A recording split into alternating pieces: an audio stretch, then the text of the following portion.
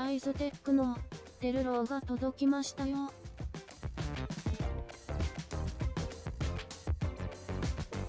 箱には機体とバッテリーだけ、取説もなしという潔いパッケージ。このテルローはドローントップメーカーの DJI が開発したビジョンポジショニングシステムという光学式センサーを備えており、ファントムやマーヴィックといった高級機と同等の定点ホバリング性能を持ちます。この機能は別名オプティカルフローともいい、トイドローンではチワーソン社の CXOF が唯一の存在でした。見た目はテルローに搭載されるのはスパークにそっくりな光学センサーですね。搭載されるカメラは HB 画質 720p ながら他のトイドローンより高画質の5メガピクセル。バッテリーは 1S3.8V のリチウムハイボルテージタイプ。このサイズで 1100mAh という大容量なのは驚き。負極がグラフェンだとすると、満充電のまま放置すると劣化が急速に進むので、使用後には放電管理が必要かもしれません。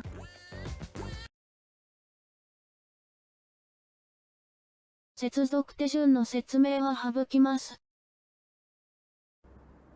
では、離陸しましょう。ビジョンポジショニングは効いてますね。ビジョンポジショニングが効き、離陸直後からビタホバです。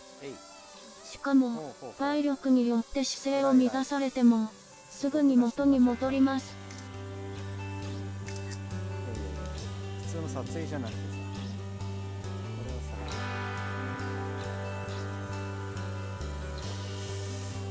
録画にしたいんだけどな。なんか、動画撮影モードに変更するのに困ってますが、カメラアイコンがトグルスイッチになっている昨今の UI の流行を忘却していただけで、このコントロールアプリが使いにくいわけではありません。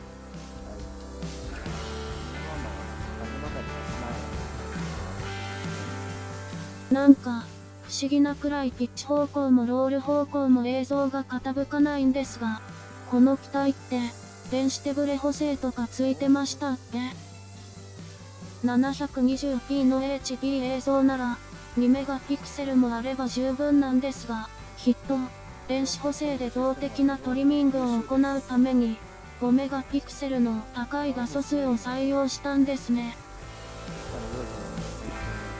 ビジョンポジショニングもカメラも優等生すぎ、なんだかいじめたくなってきました。手を機体下にかざすと、微妙に高度を上げます。上から叩くと、一瞬高度が下がりますが、すぐ元の高度へ戻り、回転方向に弾いても、元の方角にけなげに戻ります。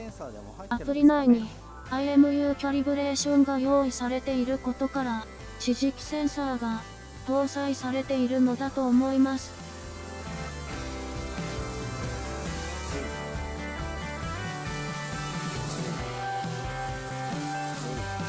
次は壁にぶつけてみましょう。軽く押し付ける分にはプロペラガードのおかげで問題なし。しかし大きな衝撃を受けるぶつけ方をするとモーターが自動停止します。これは加速度センサーで大きな衝撃を検知するとフェイルセーフのためにスロットルをカットする安全のための仕様なのでしょう。ということなので、もしもう一度強い衝撃を与えてみます。バンってやったね。止まるんだ。予想通り空中でモーターが停止し、その場に落下しますね。